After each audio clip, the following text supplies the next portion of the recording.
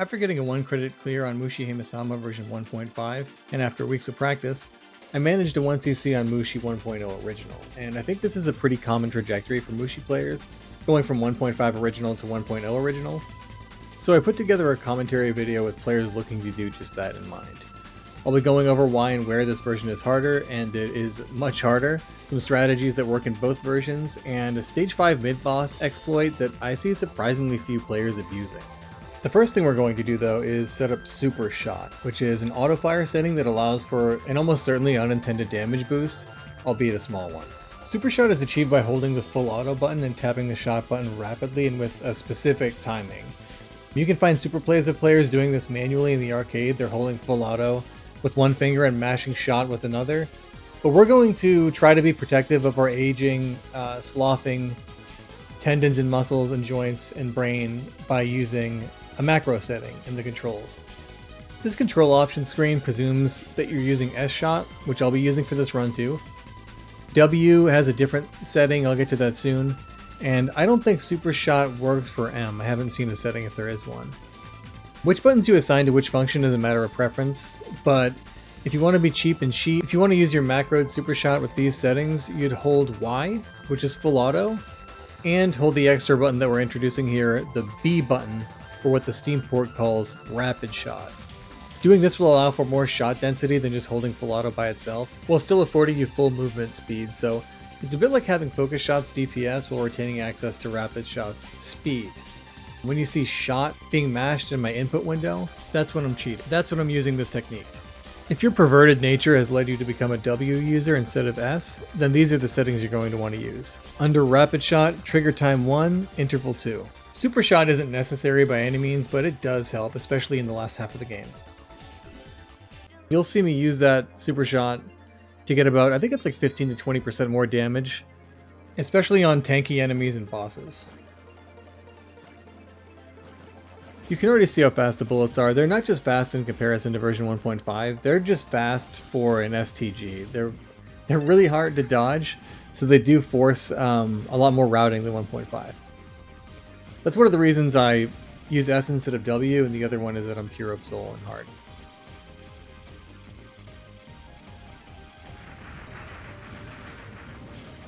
One thing I prefer about 1.5 is the way the medaling system works. In 1.5, if you hold Focus Shot, it sucks toward you all of the medals that have been left on screen, whereas here you have to collect them manually, which is fine. There's plenty of games that do that, except scoring doesn't really matter for survival. You're going to get the extends, I mean, basically no matter what.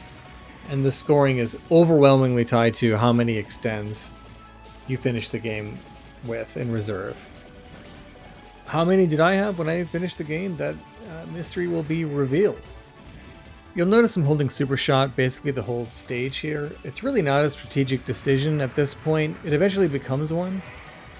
But before you have an option, there's no reason not to just Supershot the whole thing for a little bit of extra damage.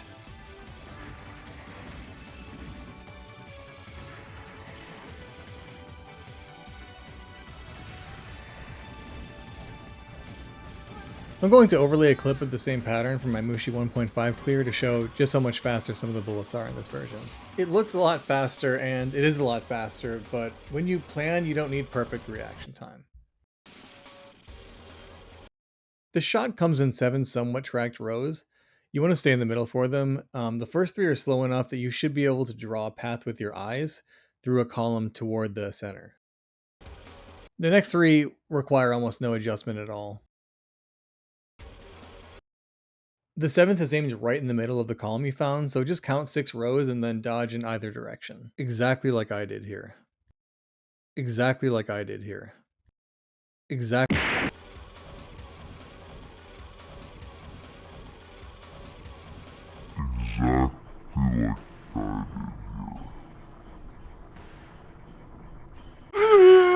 The very last pattern that he has is a mix between tracked shots and fixed shots. So you want to pick a side of the screen and tap dodge to avoid the tracked shots while weaving between the bullets and the fixed shot.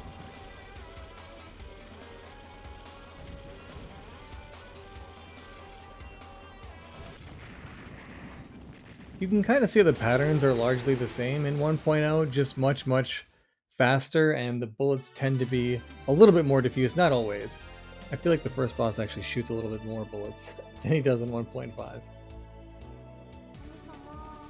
What that means in terms of adapting to 1.0 though, it means a lot more routing, a lot more memorization, and playing purely reactively doesn't go quite as far.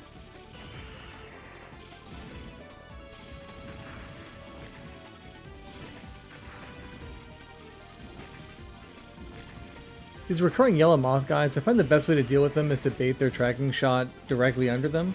That way you can dodge to either side after they shoot at you. This part, I still tend to die a lot here. You want to get those popcorn guys on the right before you worry about the scorpions or the tree thing. This guy's an early run killer. The idea is the same as version 1.5, but you can see just how much faster this opening shot is.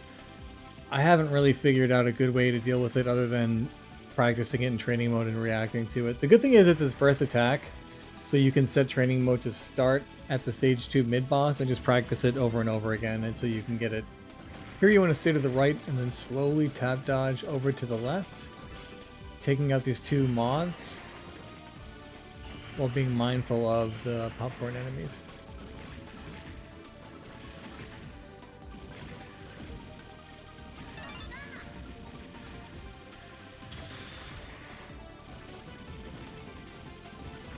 This part isn't too much different than before. You can kind of react to it. I do think this is about the time when this version of the game becomes a little bit more fun than 1.5. I don't know if I'd be saying that if I never got the clear, but it does seem a little more tense in a good way.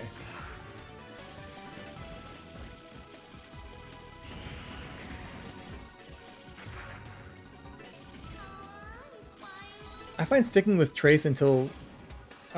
formation rather until stage 4 to be the best way to deal with the first half of the game. This is the same thing as before. You want a Supershot to blow off his legs. That will make him produce fewer shots for the next couple of patterns. And then here I kind of want to stay usually between those two tracking shots that he fires.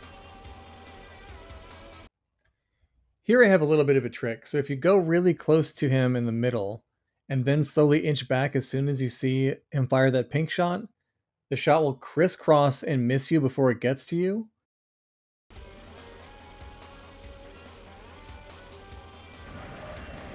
And this next pattern, I still can't deal with it. It's a controlled planned bomb for me. I wait until his first 3 shots and then bomb, and that'll take care of most of the hardest part of this pattern and most of the hardest part of this next one.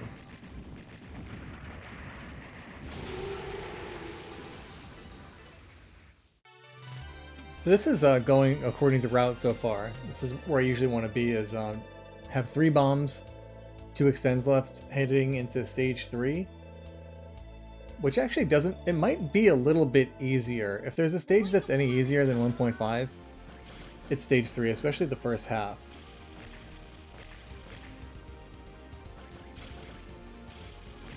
These grasshopper guys, people have different ways of dealing with them. I like to stay in the middle and then inch left and right just a little bit, not all the way to the side of the screen, but just enough to get them to kind of split their shots a little bit.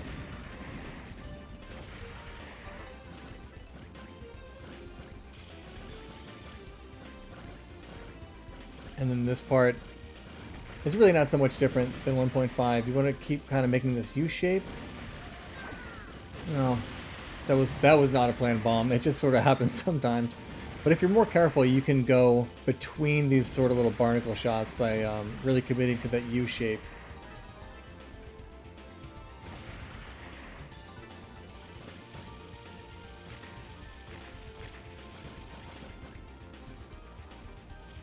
After this big black bug, this part is practiced. I go all the way to the left to kill the popcorn, then go to the right really fast to get a head start on the grasshopper, all the way to the right, and then finish off the one on the left. And if you don't do that quickly enough, they can kind of get behind this edge of the big stage bosses, Carapace or Wing, and you kind of lose your chance to kill them and you might have to bomb. This is, I just learned about this. This is called bullet ceiling. So there are bugs that keep coming out of the left side of the screen who not only fly at you, but shoot at you.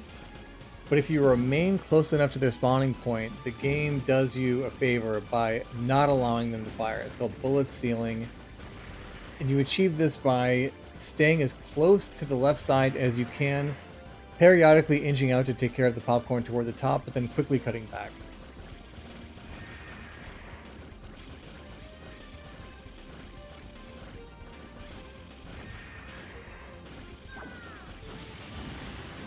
That was just, I just lost track of where my ship was on the screen. My eyes were shot, and I just blew my entire bomb supply almost. That is not part of the route. This is the bullet ceiling technique again. Notice how close I'm hugging the wall, and that's to stop them from firing. These worm guys, you can do these the same as on the left side. It's almost kind of a rhythm. As soon as you see them shoot anything, tap to the left. You don't even react to where the bullets are, really. It's more of a almost like a rhythm game. Yeah, this is more bombs than I've ever used, I think, in any run ever at this point. This is not the plan, but it's kind of working out. Here, I like to remain close to those 3 shots. And you want to use your wide shot. I should have said this earlier, but you very rarely want to use your focus shot at all in 1.0. You do want to switch to Supershot for some of the tankier stage enemies and certainly for the bosses, but in moments like these, just use wide shot. Popcorn becomes a real threat the faster the bullets get.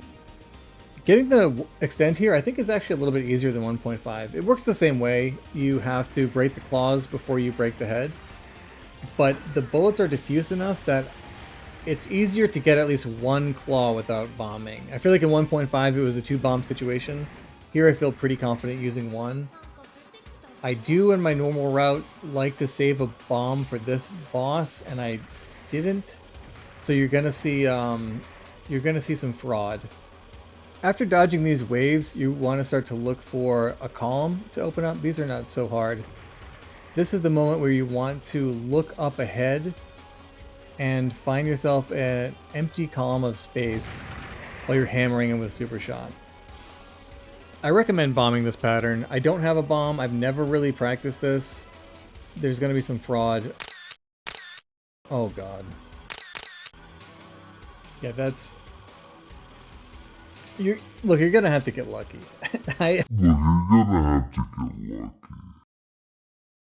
Fraudulent! I definitely got lucky there. This pattern I actually do know, though. If you wait until the bullets contract into the smallest group, that's when you can find your chance to dodge, and again, you're just mashing Supershot the whole time. Really, really kind of lucked out here. Stage 4 is where the game really puts a premium on routing over 1.5. And the main things you want to be able to lean on your memory for are the green beetle placement, the cicada hive placement, and the dragonflies toward the end of the stage.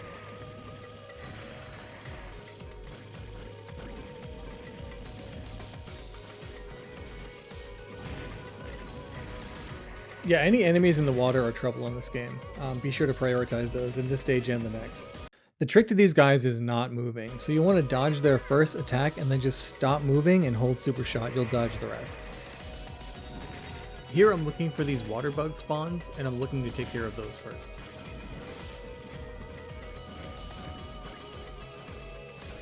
After this wave of popcorn, start holding Supershot and get ready for the beetles. They come right, left, center, right, center.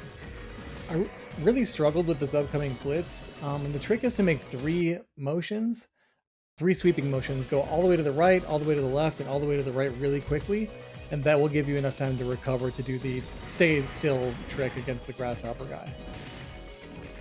The trick against these double beetles is prioritizing the popcorn and making your dodge at the very edge of their pattern. So watch, I'm going to dodge at the very edge. This first attack of the mid-boss is pretty easy. You just find a column and sort of stay in it. Sometimes he'll direct you away from the middle and you'll miss some damage, and that's okay. And then this attack is pure rhythm. I think it's probably unreactable. So so you just have to practice dodging to the rhythm. Yeah, my luck runs out here. I usually never die at this part. You really just have to dodge through the gap back and forth, left and right. It's kind of that easy. But I was way overdue for a bad hit after my luck during that last boss.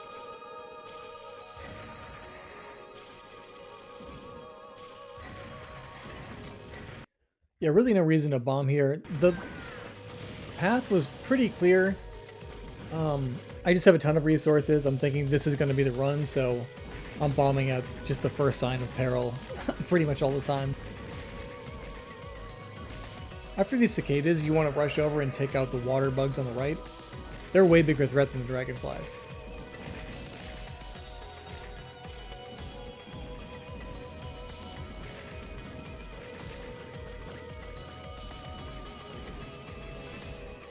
Here too, prioritize the water bugs while just shooting and you'll do enough damage to the dragonfly.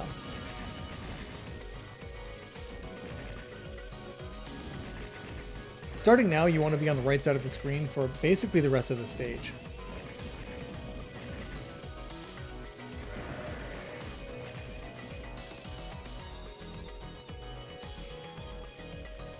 There's one exception coming up. There's one last island of bugs to the left. When you see them, make them a priority. And then here I forget my own advice.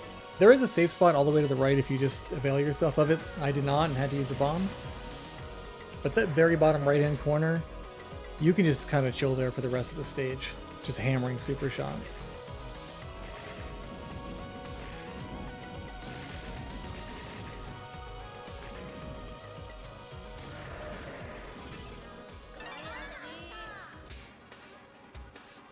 For the first attack, just hold Supershot and dodge his blasts at their perimeter. And then the second pattern for me is a planned bomb every single time.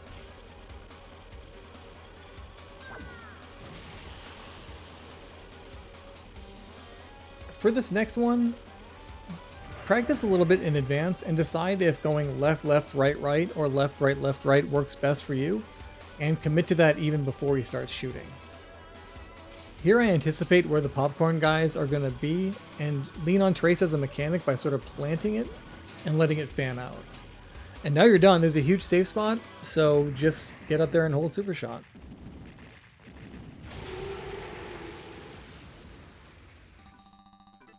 So I have 4 extends and a bomb.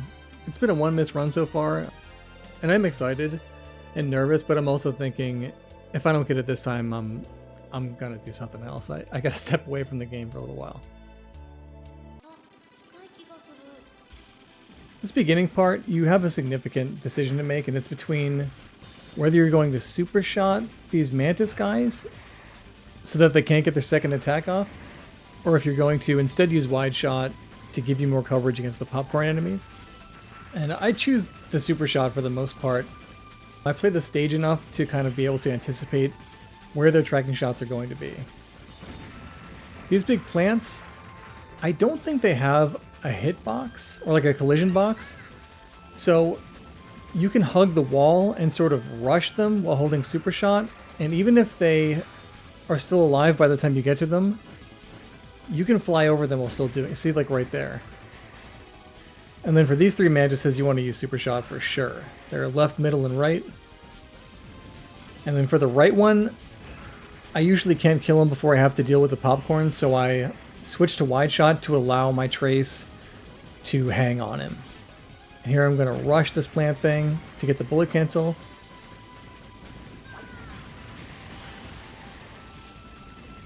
Playing super safe. Really afraid of threats, but you don't have to bomb there. If you hang out to the right of the big plant, you can force him to leave a path in his trail of bullets and go through it, and then hug the wall for the kill. And then here's another example of me drawing the shot out toward the middle so I can give myself some space on the right to rush the plant.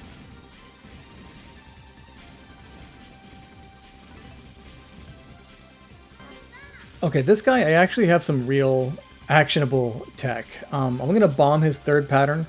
1, because it's hard, and 2, it's going to give me a chance to get right up next to his right wing and then just stay there.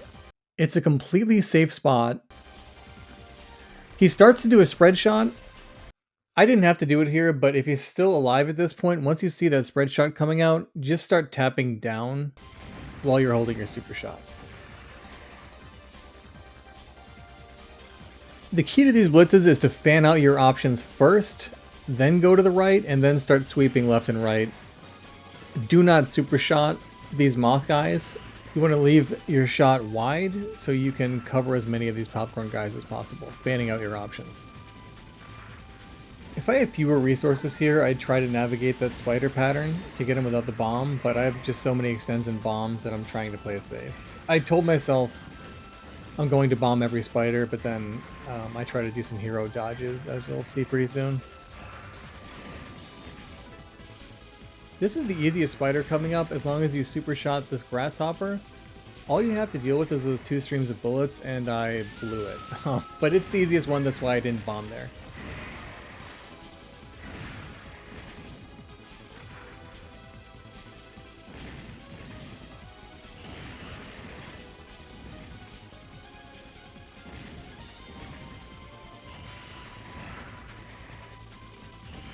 I swear my frame rate isn't this bad when I'm playing.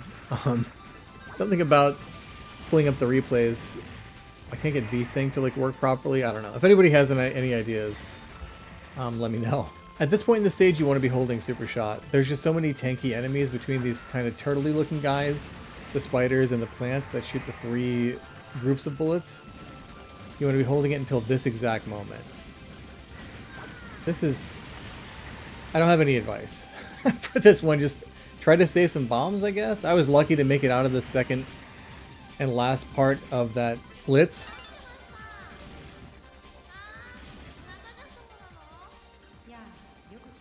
This is a pretty doable boss with 3 bombs, and I was lucky to have this many resources coming into it.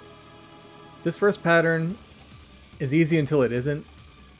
Once he starts ramping it up, that's when I do a planned bomb, as you'll see. It's a sort of middle shot, and then that's when I just kind of give up. This isn't too bad. And then, yeah, that one.